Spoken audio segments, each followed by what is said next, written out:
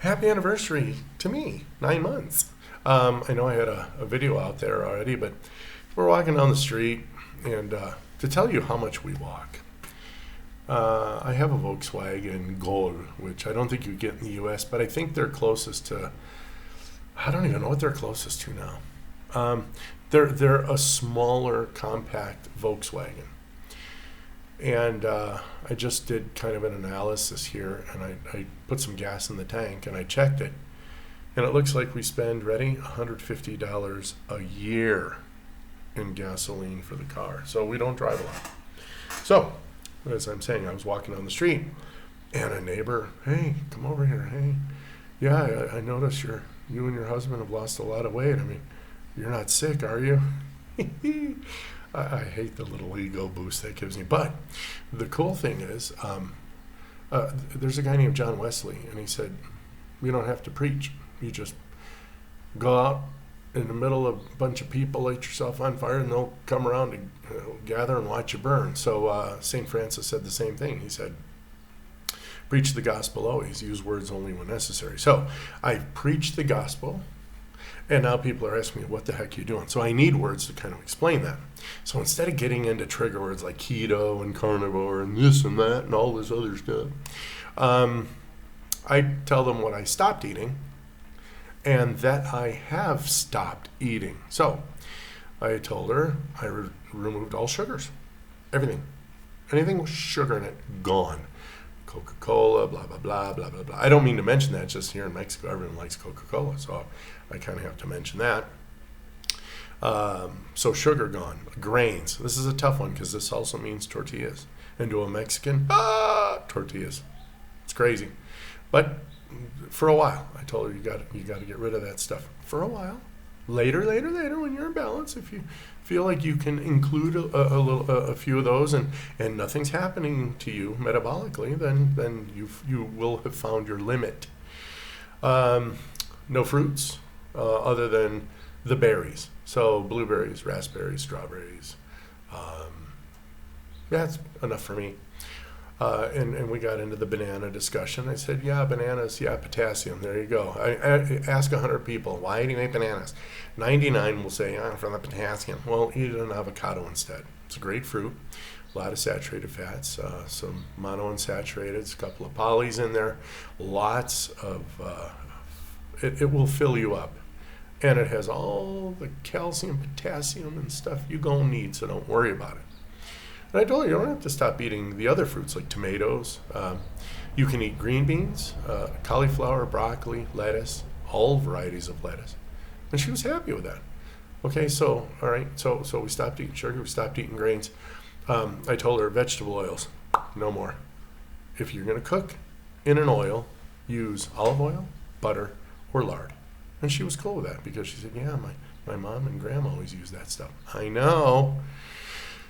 And then the last thing I said, nothing else out of a box. If what you're going to eat doesn't have one ingredient, don't eat it. And she talked about yogurt. I said, yogurt's fine as long as it's just milk and bacteria. And my yogurt container literally says milk and culture. That's it. No sugar, no nothing. And it's sour. Oh, but it's so good. Oh my God. And then I told her, stay away from milk. Because, and I told her, only mammals need it to grow, and since we're grown, we don't need it. Skim milk is sugar water. 2% is kind of 2% less sugar water. And even whole milk is 12 grams of sugar per cup. It's really bad stuff, and you don't want it. But starting from cream and onward, perfect. And she was like, really? I can eat all that? Yeah, absolutely. So we removed the refined foods. And then I said, what's going to happen is you're going to eat all you want. And if you don't believe I'm in Mexico, here comes they're junk dealers. They drive by in their trucks with a big speaker and says, hey, any stuff you don't want, we'll go ahead and buy it. Here, let's listen as they pass by.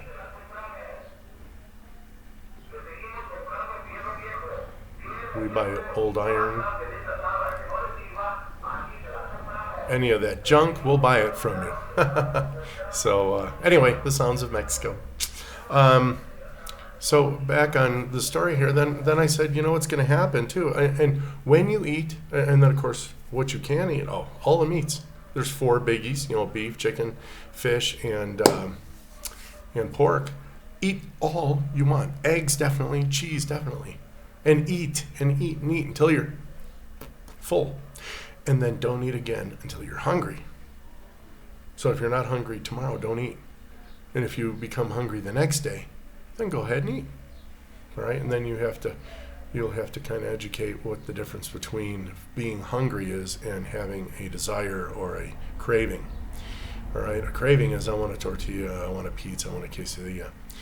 Hunger is I don't care what you give me, I need something or I'm on back. It's raw egg and tallow. Bring it. All right, you'll eat it. You will eat it. In fact, again, your tastes change. And I told her, when you're thirsty, make sure you drink water. And every time you drink water, take a little pinch of salt. Salt? Oh, the faces I got when I mentioned half this stuff. It's like, I know. And I was laughing. I'm like, I couldn't believe it myself. And then I did it. Oh, and I didn't exercise. What? Yeah. Oh, I mean, if you consider walking exercise, a lot of people don't. What I mean is going to the gym and hiking iron and running 4 miles a day. Now, you don't need any of that stuff. So she was excited. The thing is that I'm not sure if she's on meds. And here in Mexico, there's no liability. I mean, you could tell an adult. One adult can tell another adult anything, and if they die, that's their problem. There's just it's not the same as other places in the world. The thing is, I will let her know, if you're on medicines, you're going to have to be careful, okay? If you're already on medicines for anything related to high blood pressure or blood sugar, you will reverse those things in about a week or two, and your medicines may actually damage you. So I'll tell her you need to get with your doctor. The thing is, I don't want to put a trigger word on it, and that's why I didn't want to mention keto or this or that, because people just say, "Oh, keto acidosis, oh, you're gonna die." Oh, I know allopaths, and I'm talking to you allopaths right now.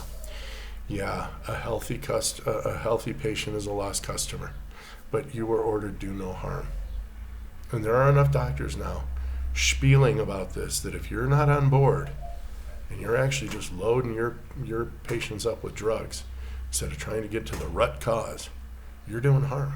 Sorry. That isn't as one doctor or another. I couldn't care less.